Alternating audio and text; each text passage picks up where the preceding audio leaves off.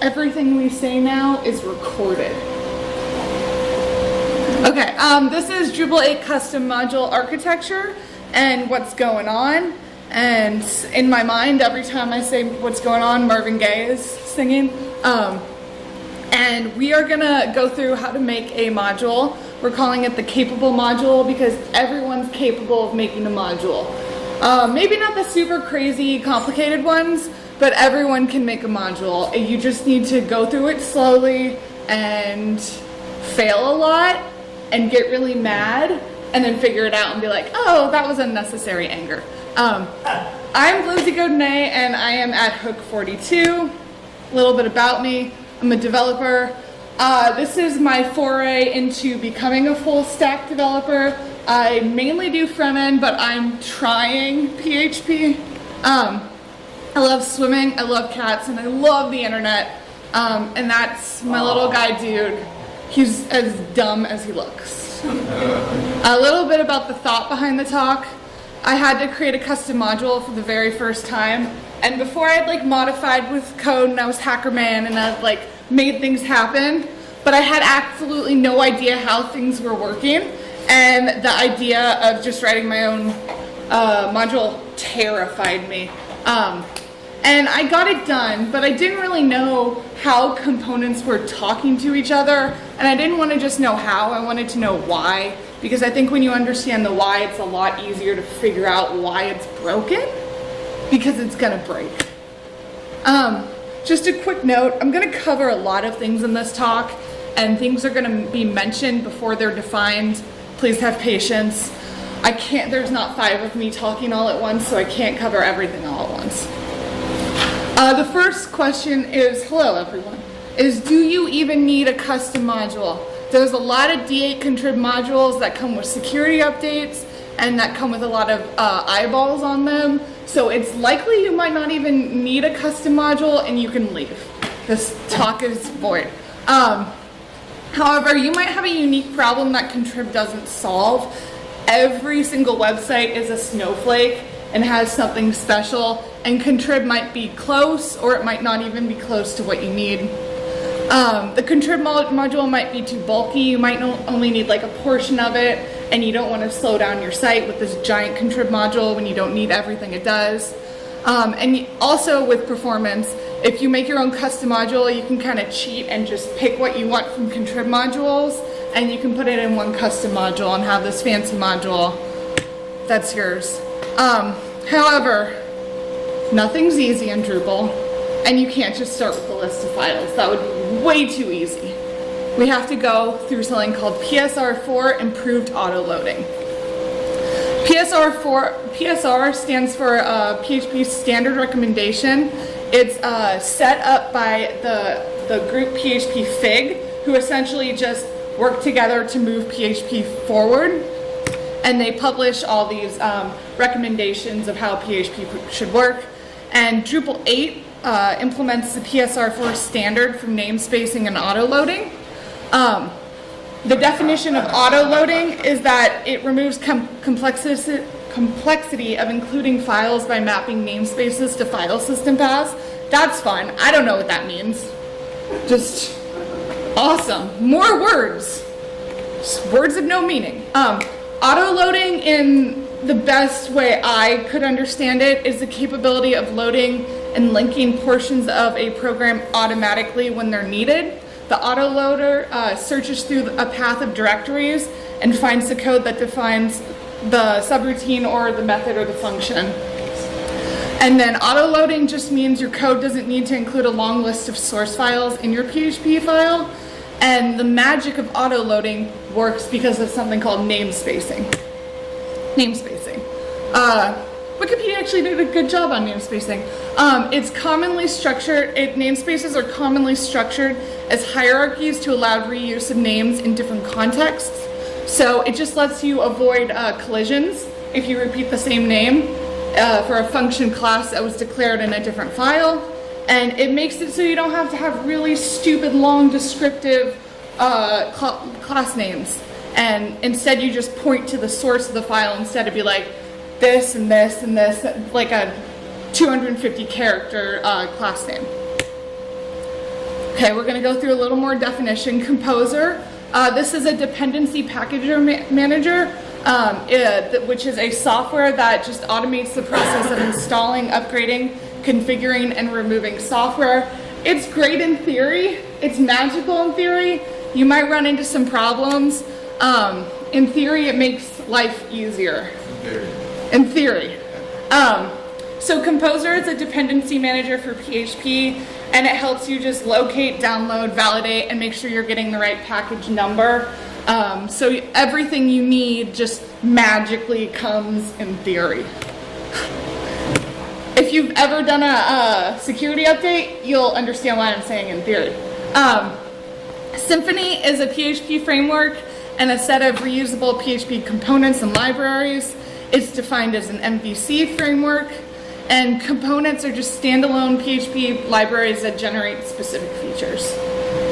These are some Symfony components that are in Drupal 8. I'm not going to go through all of them, but the more you work with Drupal 8 and the more you make your own module, these words will start to pop up more and more. So it's just good to know what they are. And Symfony has really good documentation. So if you want to deep dive into Symfony, I really recommend just going to the Symfony documentation website. Okay, that's cool, Lindsay.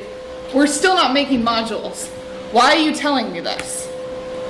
Because autoloading and namespacing play a super important role in how we structure files and why in a module.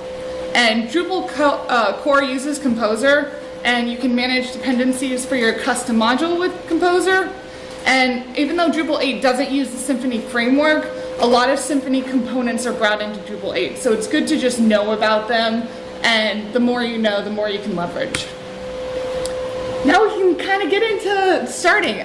This is not an exhaustive list of the type of files in a module. It gets longer and more complicated, but this is a good, probably 95% of them. There's YAML, which is .yml or .yaml. There's PHP. There's Markdown. There's JSON. There's .module, which is also a PHP file. There's JavaScript, and there's CSS. There's other ones like, you can probably have a TXT file, you can have an ink file, but we're not going to go into that because there's already enough covered. Okay, an important thing is naming the module. Start with a letter, use only lowercase letters and underscores, no spaces. Pick a unique name. Don't name your module Drupal. It's taken. Don't contain any reserved words. I actually found out this the hard way when I was making a class name for a function, and everything just randomly broke because config is taken, you guys. Don't use that word. Okay. Module skeleton time. It's too spooky. This is not what your custom module is going to look like. You are not going to have all these things in one module. That's insane. Please don't do that. Please break it up. Okay? But this is kind of the monster we're going to attempt to tackle and see all the things that you can do. And there's actually pieces missing from this too. This is not a full exhaustive list. The first file we're going to go into is called the .info.yml file. This lives in your root folder, and it tells Drupal about your module. This can be found on the admin pages. And technically, this is your only required file in your module, but your module won't do anything, so you kind of want to add some code to it outside of this file. And it looks a little bit like that. It's just your standard YAML markup, and yeah. Okay, how it's actually working, we have our name, and this translates into the name of the module. We have our descriptive, we have the package for where it's organized on that admin page, we have the type of module, and we also have core. So in this case, we're using Drupal 8. This is a complete example, although I realized something is actually missing from this. So we have some dependencies, some test dependencies, some configurations, and this thing called hidden true, which I commented out. Dependency is you list the module that the other modules that your module depends on, and this is our first instance of namespacing. You have to do a project colon module. If it's part of core, it's Drupal colon module. If it's its own one, it's like token, because token's not part of core. The module is the machine name when you go on Drupal.org, and you can also include version restrictions, like what version you want. You can also list any dependencies you have for testing your module. You can, under configuration, you can list the route to configuration forms, and you can, this will show on admin/module page when you expand. Oh, this needs different words or an image. That's fun. And then you can define the minimum PHP version also. And hidden is if you want to hide your module because you have some fun developers that like to do fun things, and this is like just a test module to run tests, you can hide it from the admin page and then no one even knows. It's just your little secret with Drupal. A very important file we need to go into is the controller file. This is why we went into namespacing and autoloading. So it's going to follow PSR4, and the controller file lives inside a file called src, and then in a file called controller. I don't know why controller is capitalized, but it is. If anyone finds out and tells me why, I would love to know. src stands for source, and that's just how it looks. It's in your controller file, or your controller folder, and you need to declare the namespace at the top of your controller PHP file. And the format looks like this. It's Drupal /module name /controller. This is where you're going to run into a lot of problems when you're making your module. You're going to run into namespacing, and you just need to be calm and go through it slowly because it will happen. It's okay, but just be aware this is a potential problem. And this controller file is like best friends with the router file. And the way it works, or the way it looks, is it's just a PHP file. We have our namespace at the top. We're using Drupal core. We're extending controller base, and this changes depending on what file you're in, what you're leveraging from core. We want to follow some rules with how you do this code. So you want to not include a leading slash. You only want to specify one class per use statement, and there's no clear rule for multiple use statements, and the final use statement should have a blank line underneath it. And so we have our capable controller extends controller base, and this is extending Drupal core. And then in our public function, we have something called content. I want you to take note of that, and this will come back in the routing file. So the routing file. A route is just a path that Drupal returns some sort of content. So when you hit a page like hello, the routing file is going to control what happens when a user goes to the page hello. It determines what code should be run to generate the response, and the routing system is responsible for matching paths to controllers. So when a user hits this, what happens? And this also lives just under capable, and it's called capable routing YAML. This is an example routing file. This is going to get a lot longer when we go through the talk. We're going to hit it, it's going to call content. We're going to hit it on the path hello. When we hit that path hello, we're going to call that capable controller, and we're going to call the function content. And we're going to give it the title of you did it. And then we have some permissions. And this gets super long, has a lot of different ways you can do it. The documentation is not up to par with how I think it should be on D.O. So if you explore it and understand it, please contribute back. Okay, so this is how they work together. We have our path. When the user hits hello, we have our controller being called, and we have our title. So that knows when you hit path, the path hello, we have to find that controller, and we have to fire off that function, which is just going to return some markup that says your module is working. And then when we hit that page, all those things print out, nice and beautifully.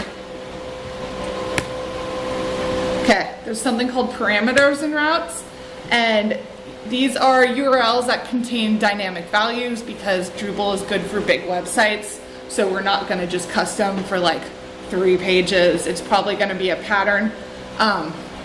And so if you have something like parameters partial, that would work for both parameters hello and parameters goodbye, and you can take those words and do something with them.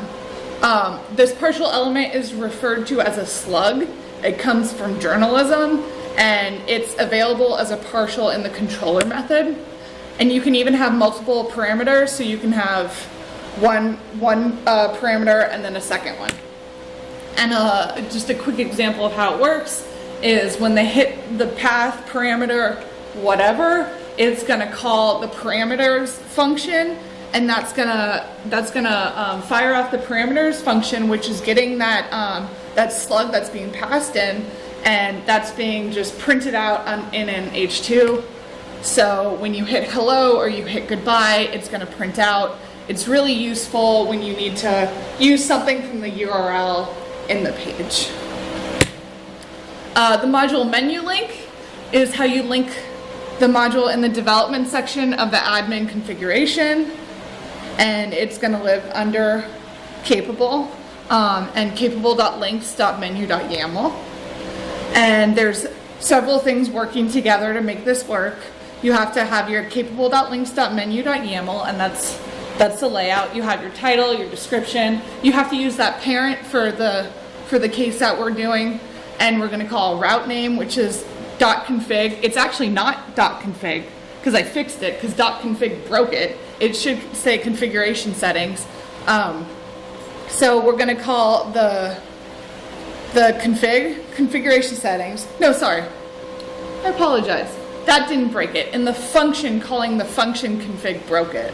But in the route and in the links.menu did not break it. So it's just things you learn. You're going to run into errors, and you're going to run into problems, and you're going to learn a lot in this process, and it's going to be frustrating, but we're all capable. So we're going to call that route. That route is going to know when you hit capable module / configuration that you have to fire off the function config settings page. That's in our capable controller, which is going to fire off that markup.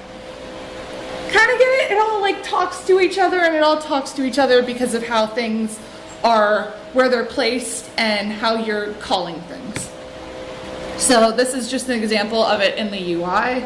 You go to admin config, you have your capable module settings, and then you have some text. You can add that link that it links to. You can make it an external link or an internal link, and it's just giving it that URL. And the weight is where it lays on and where it falls in the page. Okay, capable.module I think was required in D7. It's not required in D8, but it's pretty useful. It's used for implementing hooks. It's Buster.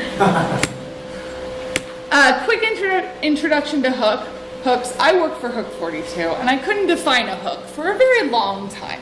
So it's okay if you can't either.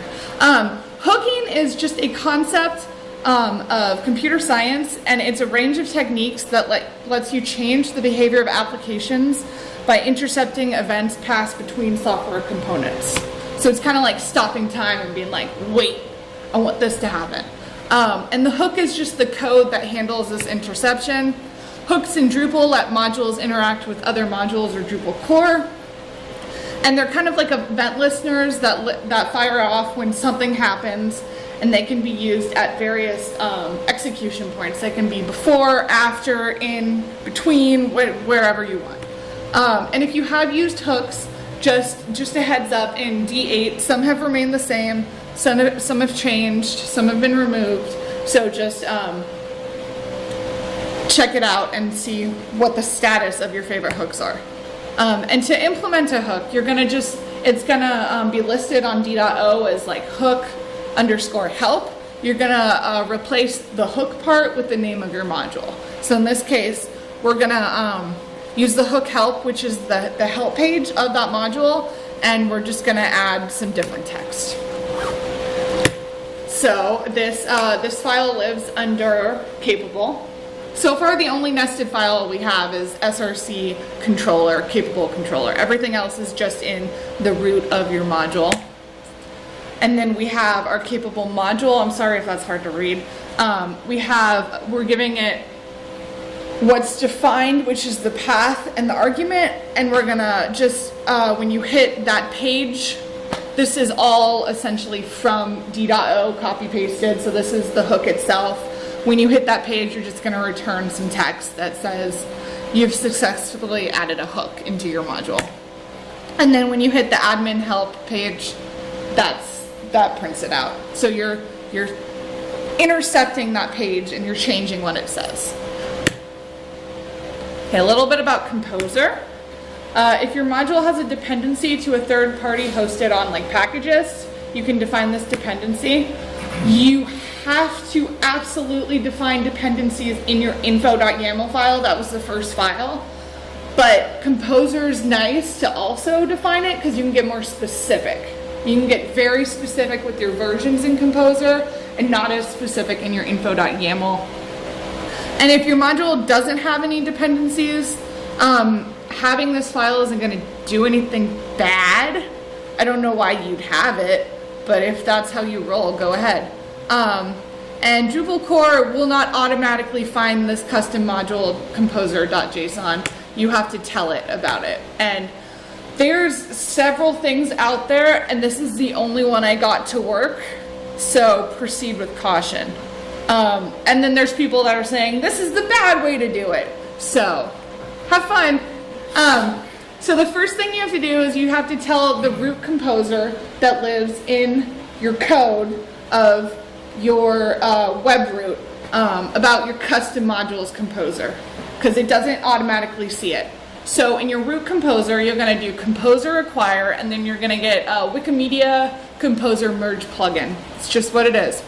You're going to edit your root composer file. We have our Wikimedia plugin that's downloaded. We added require. We gave it the path of modules, custom, capable, and then composer.json. And then we also had to add into installer path modules, custom, name, Drupal custom module. This was a giant pain in my butt. This is the only way I've gotten working. I'm sure there's other ways to get it working, but just proceed with caution and have fun. So we've created all those things. So in theory, it knows about that file. So now we need to make that custom module composer file. This is also going to live in your root. We're going to call it composer.json. This is a really simple one. I don't actually need develop for this module, but I wanted to make sure that it was talking and downloading something. So that's why I put devel in there. And then you're going to run composer update to let composer know, hey, you got to hit this. And then in theory, if it works, you should download devel. Once again, this was a giant pain in the butt. So I am giving you sympathy in advance if you try to do this. I kind of think you might, in theory, you should, if this is a custom module that you're not going to share with the world, I don't know why you wouldn't just download your dependencies in your root. But that's another talk. Forms. Everyone loves forms. That's a quick link to form APIs and how they work. It's actually pretty good. And just in case, because everyone likes to say acronyms and no one likes to define them, an API is an application programming interface, and it's just a set of function and tools for building software with very clearly defined methods of communication. So the first thing we need to do when we're building a form is we need to know what kind of form we want. There are three kinds of forms in Drupal. There's your general form. There's a configuration form that lets admins update a module settings. And this is going to extend config form base. Your general form is just going to extend form base. And then if you want to have a confirmation step, that's conform form base too. But that's the same. It's using the same extension, but it's technically a third type of form. And you have to have these methods in your form. You have to get your form ID. You have to build your form. you should be validating your form content, please and thank you. And then you have to submit your form. And here we go. We're in our routing file. When your user hits capable form, we're gonna, instead of calling it a controller, we're gonna call it form. And we're gonna give it that path where the form lives, which in this case, it's gonna live under Drupal, capable form, and then capable form. And then under our SRC file, or our SRC directory, we're gonna have that form directory, which also again is capitalized and I don't know why. And then we're gonna put that PHP file that's gonna build, validate, and submit our form. And this is actually not the whole file, because the whole file is ginormous, because you have to have those 4 functions to do all the things necessary for a form. But we're gonna give it the namespace of Drupal capable form, so everything knows where it is. We're gonna use form base because this is a standard one. I'm also using form state interface, and we're extending form base. And if you go to that form, there's our super beautiful form of your name, your email, and your favorite color. Well, actually, this is just the local site, so you can't spam it because I'm not actually validating, because I'm all talk and no action. Configuration, we've all done configs. Woo! Configuration is just a place to store information you'd like to synchronize from development to production. It's kind of like, to make a really bad analogy, it's kind of like features in D7, but not at all, but kind of. And this information can be used in your plugins, your entities, and your settings. So anything you want to get from one environment to the other and not have to recreate every environment, you save it in config. And it lives under a /config directory. I don't know why this one's lowercase, but it is. And then in that config directory, you can have 2 more directories. You can have an install directory and a schema directory. The configuration defaults live in the config install directory. This is a YAML file. I'm calling it capable.settings.yml, and this just stores configuration defaults, which are assigned to the correct fields via the next file. And your schema, if you don't work with databases, is just how you organize the database, the structure of the database. And the schema kind of defines the information that you're creating in your capable.settings YAML. So it's just organizing the data that you've created in that other file. So they're best friends. They work together. So I'm making a really simple configuration file called capable.settings.yml.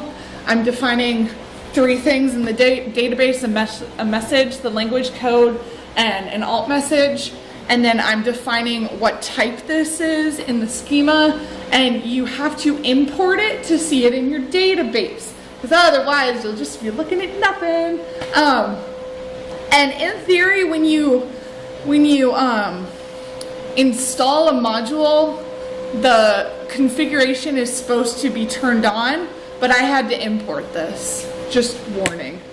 And the way it works, if you want to use these configs and like grab them out of the database, is we're gonna hit the path module configs. We're gonna use the controller that lives in capable controller, and we're gonna hit the function module configs, and that's our title and that's our permissions, and we have our module configs, and we have to load the configs from the database, and that's how you do it. We're giving it the name of the config that we've given it, and then you have to load it through with get. You have to get that key that it is, so in this case message, language code, and alt message, and then we're going to print it out. So that way we can pull something from the database and use it in your custom module. And then it looks like that. Super useful information, I know. Okay, permissions. Permissions are defined in module name permissions.yaml. Instead of using hook permissions, D7 used hook permissions. That's no longer the case. There's 2 types of permissions. There's static permissions and there's dynamic permissions. These are generated, they're static or static, and dynamic change depending on the information. And that's the example. It also lives under the root of your capable file, or your capable module. And I actually took out my dynamic permissions to cut down on this talk. So here's an example of static permissions. We're just gonna call something edit permissions, and that's our really bad example of a description. And you can set restrict access to false or true. And I think if it's true, it just gives you that warning, like, hey, don't just give this to anyone. This is super important. And then that's on your permissions page, and you can give people access to certain things or not. And if you notice, we added the capable edit permissions to the hello path, so only people with that permission can hit that path. And that's, permissions can get really complicated really quickly, but that's a super simple explanation. Services is a way to organize your code if it's getting complicated. It's just reusable PHP object that does something. It's managed by the service container, and it performs operations like accessing the database, sending email, or translating UI text, and it lives in the services.yml file, and it's in the root of the module, and it looks like that. And it's going to talk to its own PHP file, which we're going to call capable services.php. And the way it works, bear with me, there's 4 files that are talking to each other, so this gets a little complicated. We have our capable.services.yml. We're going to call that service say hello. That's going to be given the class namespace of Drupal capable services. Then in our capable services.php file, we're going to have that class capable services. We're going to have some code. You have to do the construct in a service because you have to construct it. We're going to say something, which is hello world or hello, and we also have a function called say hello in here. We have our router. When our user hits module service, that's going to call the capable controller services example, which knows about your services because you're loading your service in your capable controller, which is pulling in your capable say hello. So it's a really bad example because my code's not super complicated, but if you want to modularize your code better, that's when you use services, because you can break out one function into its own file, and then you can call it, instead of having a giant controller file, you can have your own service file. So in this case, this is dumb. Don't do this. This is just complicated. But if you're going to make a really complicated PHP module, or a very complicated module, and you want to break up your files for organization and sanity, services are great. And we're going to give it the function, or the text of friend, which is going to get popped into right here in that name. And then we have the most complicated way to print out hello friend that I can think of. But it's a really awesome idea if you want to keep your code organized. Okay, quick thing about plugins and custom blocks. Plugins are also like services. They're small pieces of functionality that are swappable. They perform similar functionality and are the same plugin types. Blocks are instances of the block plugin. And there's also the field formatters, field widgets, and views plugin. And you have to have it live under that path or everything breaks. So it's got to live under plugin and block, and it's got to live under plugin and field and plugin and views. And once again, why is views uncapitalized and everything else is? I don't know. I think it's just what's inherited from Symfony and what's not. Okay. Symfony has a different naming convention than Drupal used to have, and I think that's... Finally! I think that's where the consistency is happening, yeah. Okay, yeah. So just chaos theory. So we're going to make a block example, and it's going to live under plugin, and we're going to call it capable block.php. And we're just going to extend block base We're not gonna make a super fancy block. It's just gonna output, look at this beautiful custom block. And then when you go to add your block, it's there under capable block. And you wanna make sure you add this commented out part because that's how you find it. Okay, module theming.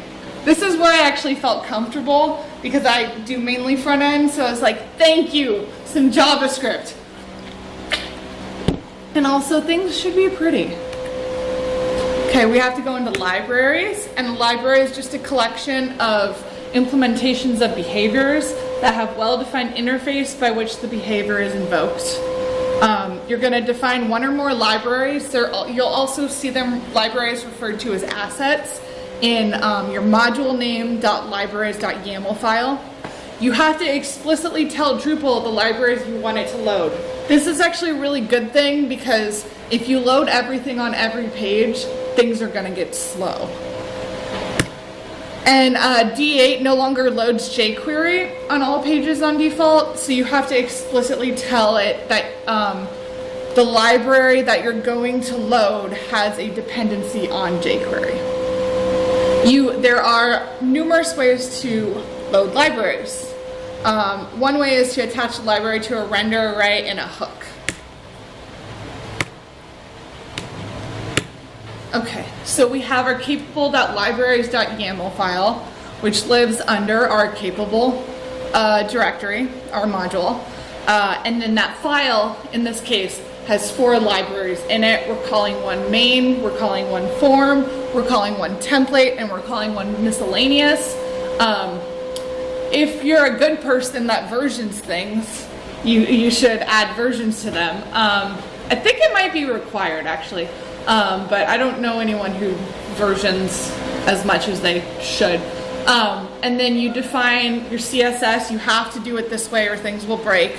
CSS, and then you have to define its weight system. That's what theme and state are. It's how it's the weight in which it's going to load, and then you're going to give it the path to your CSS or your JavaScript files.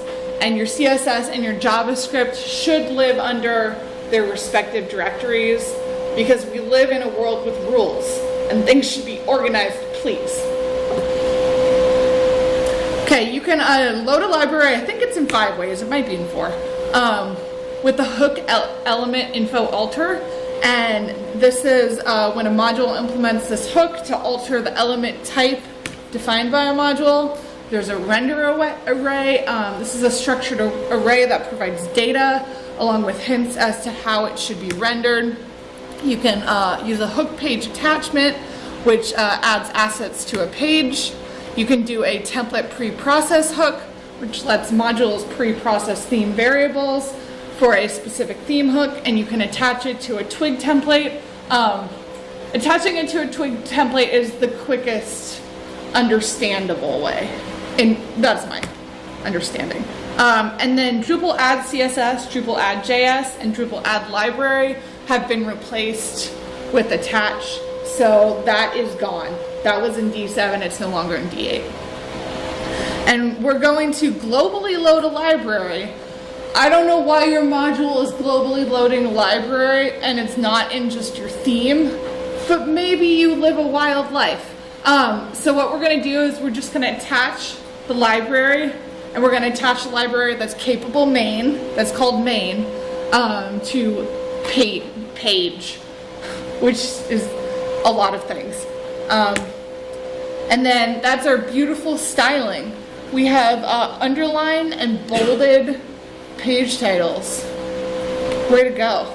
If you want to load a library to a form, so if your module is creating a form and then you want to keep that form styling in your module to keep it organized, you're going to attach it in this case, I attached it in that build form, which is one of the 4 things you need to create a module. And that's just your form attached library, and then I'm attaching the library capable form. And then that's such a beautiful form, you guys. It's got a border and it's got some padding. Whoa. You can also load a library to an element. So every time you have a specific element on a page, you can load a library, and we're gonna add this to a select, so a drop-down list in our capable form. And this is just our miscellaneous library that we're loading. And what we have to do is we're gonna do this with a hook, with that element info alter, and every time that type select is found, we're gonna load capable miscellaneous. So you have to, the type is defined in your form, and then in the capable.module, we're adding that form to we're adding that library to every time we see that type. And then there's our super beautiful teal dropdown. And then you can load a library to a Twig template, which is just super easy and straightforward and not complicated. Because if you haven't worked with Twig, it's really nice. And then you can tell that it's loaded because if you inspect, you go to CSS, you see that that library is on that page versus another page. Woohoo! And then just some background on the CSS. CSS should be organized in your CSS folder. Drupal 8 follows SMAC styles categorization of its CSS rules, and there's base, layout, component, state, and theme, and this is just the order in which your CSS loads. And there's supposed to be file organization for how you name your CSS and where you put it under. It's your custom module, you can do what you want, but this is what you're supposed to do. This is best practices. There you go. And then that's just CSS weighting loading differently, and the weight is defined here, theme and state. And this is template, and template loads the state loads before theme, because theme is weighted a little more. Quick thing about JavaScript. jQuery is awesome. You guys should use it. I like it. It does mostly everything you need it to do. And it doesn't but the problem is it doesn't automatically load on all pages in D8. So when you're defining it in your library, you have to list it as a dependency. It's in core, but it's not being loaded. So there's not a lot you have to do, but you have to do that core jQuery underneath your dependencies. And I'm just loading it here, and that's how you have to organize your JS file if you want to use some jQuery. And just pay quick attention to core Drupal settings. So there's our beautiful jQuery.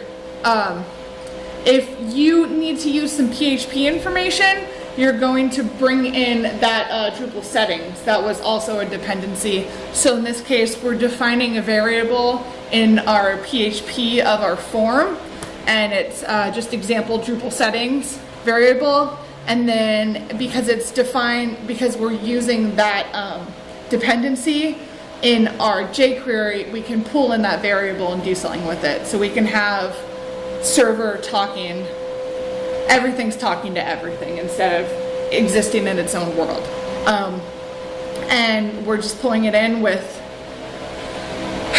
Drupal settings.user.uid. So that's just pulling in the user ID of the user. That's not set anywhere. That's set in Drupal. And then we're also pulling in that example variable we made, and they're both going to print out right at the bottom. I haven't done this, so I don't know if this is working, but this is how you add a externally hosted library. Warning, I don't know if this is the correct template and how it should all look. You're gonna have to experiment, but I'm sure it's documented out there. I just haven't added this to this module, so I can't 100% say this is perfect. Twig templates. Twig, if you haven't used it, it's a flexible templating engine for PHP, and it helps you create custom pages. It replaces the TPL FIP files in Drupal 7 with Twig, and it lives under your templates folder. There you go.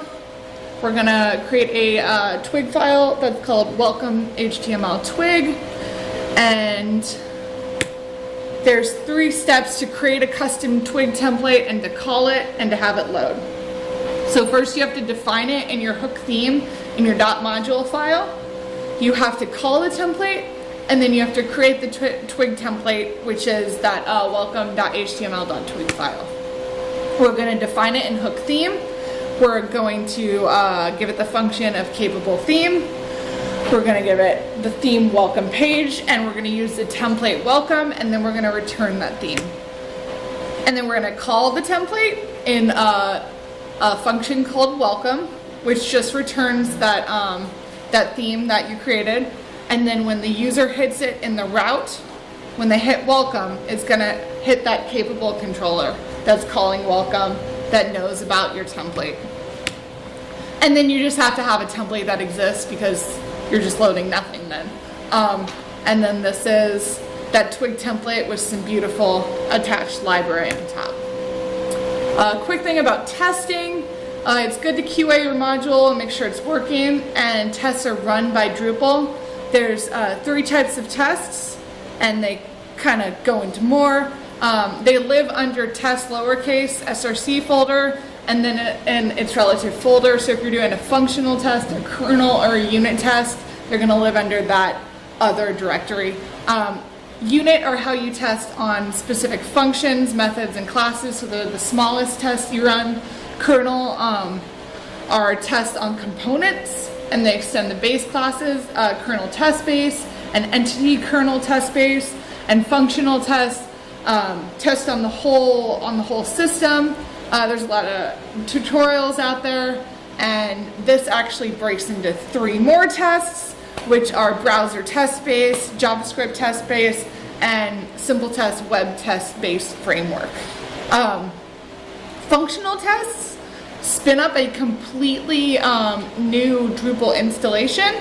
So I think they might be a little performance heavy, but I haven't done a lot with testing because I couldn't get functional tests to work, so I defaulted to getting a unit test to work. And it's a dummy test, it's not a real test. So it's going to live under test, src, unit capitalized, capable example test.php, and then we just have a really simple test that's going to run. It's going to run because we first enable the testing module. We're going to navigate to testing. You have to find your module in there. It's defined in here. So don't forget that commented out code because it's actually seen by Drupal. So we know it's under capable because that commented out code. We're going to select it. We're going to click run tests. And if you're lucky, it's going to turn green. These are some documentation files you might have in your custom module. If your custom module is going to make it into the wider world, please add these, because it's good to explain to people what's happening. And there's best practices defined and how you should do it. There's the readme.md, there's the standards, there's the testing.md, and then there's a there's an api.php, which just documents what your hooks are. It's purely for documentation. And then these are the things I didn't get to because time is fleeting and I ran out. There's tasks, and these generate the tasks on top of pages. They're usually admin pages, and then I didn't get into entities and dependency injection because that's a rabbit hole, and I also ran out of time. And entities are just objects that are used for persistent storage of content and config information. And these are not all the sources. These are some of the sources. These are the good sources. There's a lot of bad sources out there. Yeah, so when you find information that's good, share it with others and add back to Drupal.org and help out the community. Are there any questions? Or did I fire hose you so much that your brain is broken? Fire hose. Yes, that. Okay, awesome. Okay, so there's just a lot of information. You're not going to use all of these things for your module, but it's good to know it exists when you do need it. So.